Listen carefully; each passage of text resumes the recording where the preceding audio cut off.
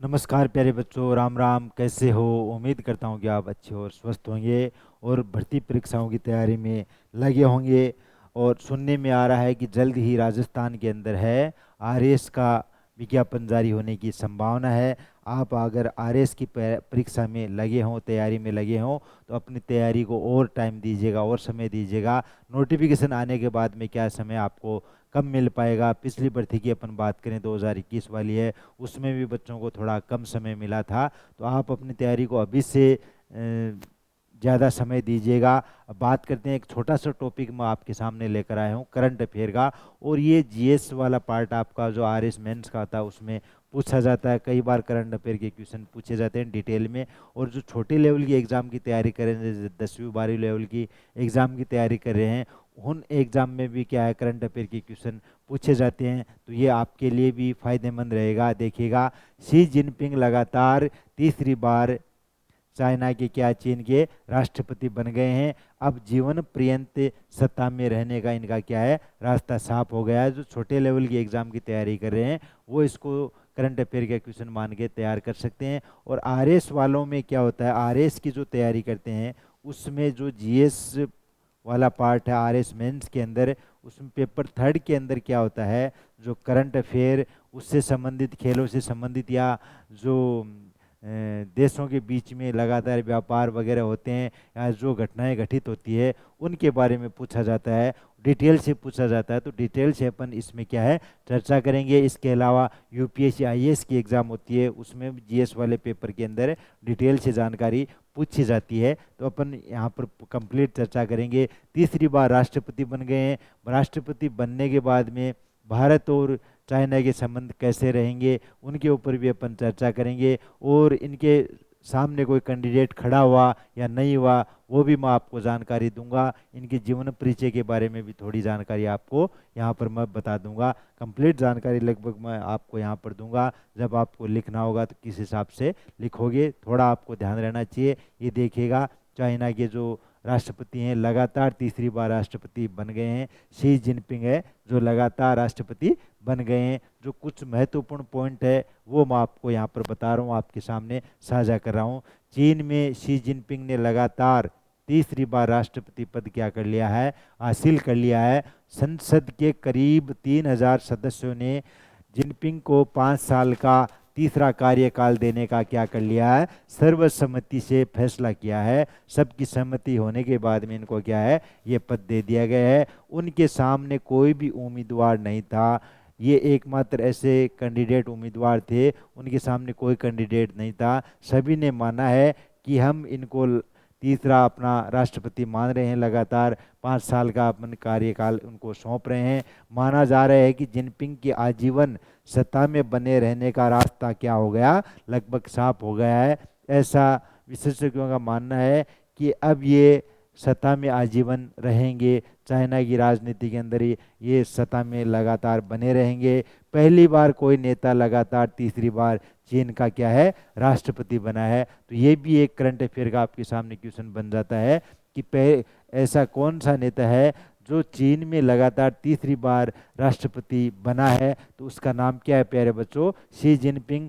Peoples Republic स्थापना करने वाले माओ त्सा के बाद जिनपिंग चीन के सबसे शक्तिशाली नेता बन गए हैं।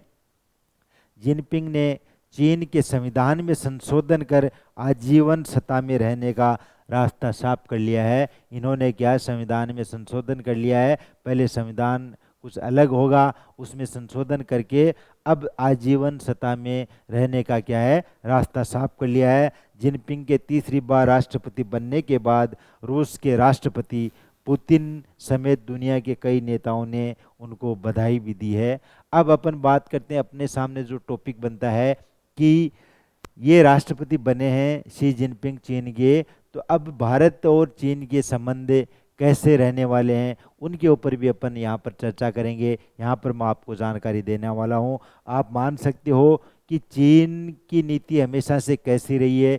चीन की नीति हमेशा से हड़प नीति रही है। कैसी हड़प नीति रही है, ये हमेशा से हड़पने के कगार पर रहता है। ये क्या करता है, जो मुल्क आर्थिक रूप से कमज़ोर होता है उनको पहले क्या करता है, ये लोन देता है, पैसे देता है, किसी भी प्रकार से उनकी सहायता करता रहता है। उसके बाद में क्या करता है, उनकी वो ज़मीन को हथियाना शुरू कर देता है, यानी कि अपना अधिकार वहाँ पर जमाना शुरू कर देता है। जैसे पाकिस्तान की बात कर लो या आप श्रीलंका की बात कर लो, तो वहाँ पर क्या है, चाइना धीरे धीरे अपने पैर पसार रहा है, लेकिन भारत में ऐसा इसके लिए संभव नहीं है। ये बार बार कोशिश करता है, अपनी नाकाम कोशिश करता रहता है, लेकिन अपनी सेना है, भारतीय सेना, वो इसको मुंह तोड़ जवाब देती है। तो आप मान सकते हो, अभी कुछ एक वीडियो भी वायरल हुआ था, उसमें अपनी जो भारत की सेना है उसने किस प्रकार से इनके सैनिकों को वापस धकेल दिया था। ये कोशिश करता रहता है कि बार बार कि मैं भारत की सीमा के अंदर प्रवेश कर जाऊं, यहाँ पर अपना अधिकार जमा लूं, लेकिन इसको ऐसा मौका नहीं मिलता है। तो अपन बात करेंगे भारत और चीन के संबंध अब कैसे रहने वाले हैं। शी जिनपिंग राष्ट्रपति बनने के बाद हैं, भारत और चीन के संबंध कैसे रहने वाले हैं। इससे पहले का कार्यकाल भी आप देख सकते हो, जब ये दूसरी बार कार्यकाल था इसका, तो उससे भी आप अंदाज लगा सकते हो कि भारत और चीन के संबंध कैसे हैं।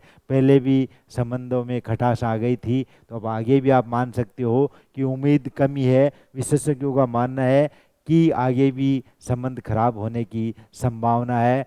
इसके बारे में अब हम जानते हैं, देखिएगा 2020 में वास्तविक नियंत्रण रेखा पर टकराव के बाद संबंध क्या हो गए, खराब हो गए, बदतर संबंध हो गए, जो पहले थे उससे भी खराब संबंध हो गए। हाल ही के वर्षों में दोनों देशों के बीच में काफ़ी तनाव गहरा गया है। विशेषज्ञों की माने तो जिनपिंग के राष्ट्रपति बनने से दोनों देशों के बीच में रिश्ते सुधरने की कोई उम्मीद नहीं है। रिश्ते जैसे हैं, लगता है कि और भी रिश्ते खराब हो सकते हैं, ये विशेषज्ञों का मानना है।